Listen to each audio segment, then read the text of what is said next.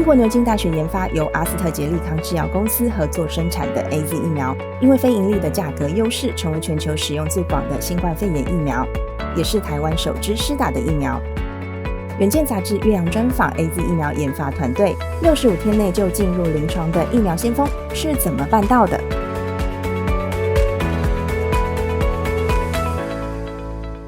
？Well, I was watching the news at the very first day of 2020 because I, for some time, have worked on vaccines against pathogens that can cause outbreaks. And we thought we would start work on the vaccine and it may never be needed. It might just be an academic project that would allow us to demonstrate we could start quickly if we needed to.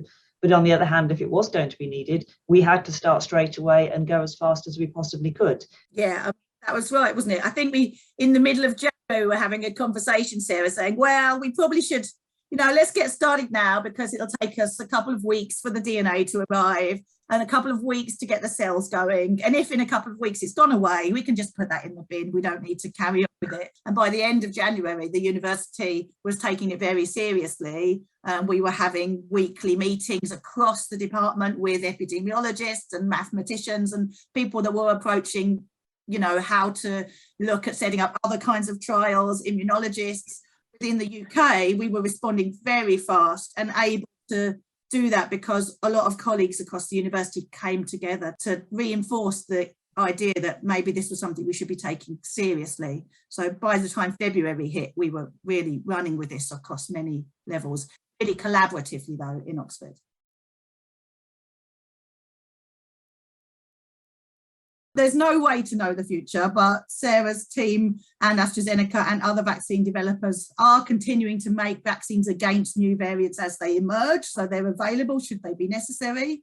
And then the scientific community has got much better treatments now. So that's the other thing that's changed from the beginning of 2020 to now. We understand the disease a lot better and therefore getting treatments out to people that are affected because they haven't been able to get a vaccine yet or because they're immune compromised changes the way that we'll deal with this disease going forward once we get global vaccination equity, because we need to get still vaccines to quite a lot of the world. And then we just have to wait and see. But we're much more prepared now than we were at 2020 because we understand the disease better, I think.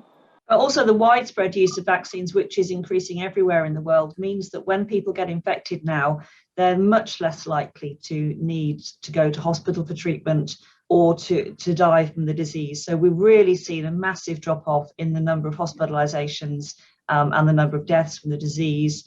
Even though there are still quite a lot of cases, we're seeing more mild cases, people not suffering nearly as much. So it's still something that we have to keep an eye on. But really, the use of vaccines has changed things from where we were in 2020, and we're in a very different situation now.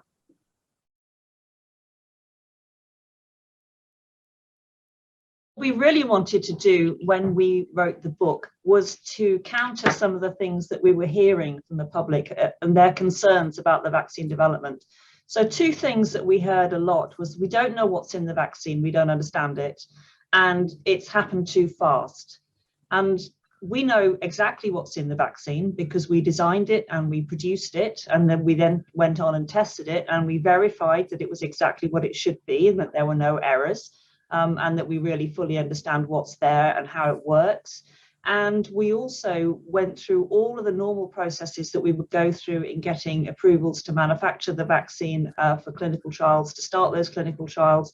All of the clinical trials will run to the usual regulatory procedures. We just did everything with no gaps. So we were able to work very efficiently with a large team.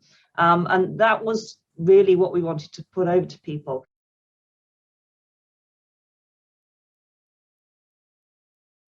It's been left in past to companies to decide if they want to go and make a vaccine, and companies have a duty to make money for their shareholders, and many vaccines would not make very large amounts of money. If you're going to make vaccines against diseases which may never cause another outbreak, then you're putting quite a lot of money at risk there.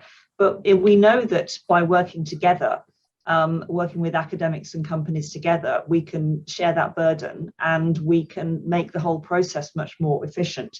We've seen that also with the development of what we call platform technologies in the pandemic. You understand that for the platform technology, and that saves you a lot of time in having to do it again for every disease you want to make a vaccine against. So I hope that we'll see more collaboration in the future between academic research groups and companies who are then able to take on the very large-scale manufacturing of vaccines when needed.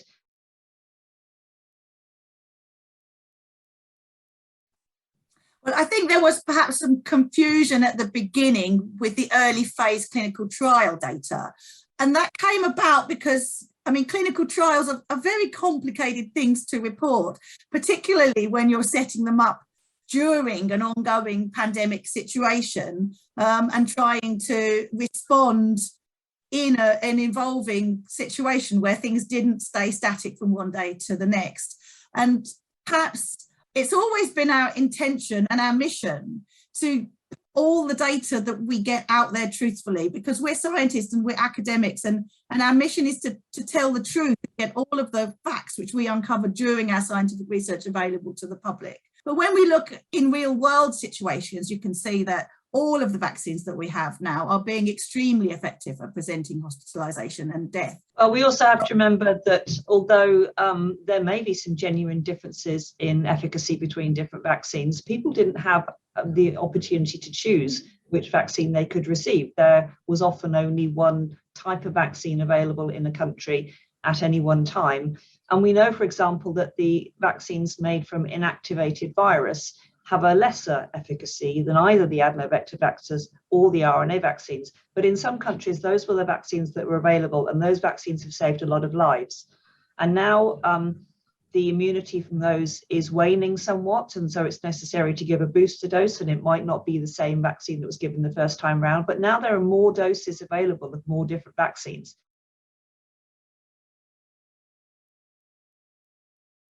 I think it's really important that we did learn that, and we do remember that there is something fundamental about how we can behave in society. Not everybody is selfish, and when things get difficult, we can come together as teams to support each other. I think we've learned that, and we must base our decision making in the future on that truth. I think it's true, and we should remember that people are good.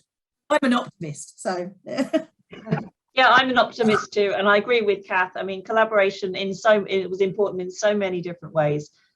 We have to work together, and we can overcome very difficult things when we do.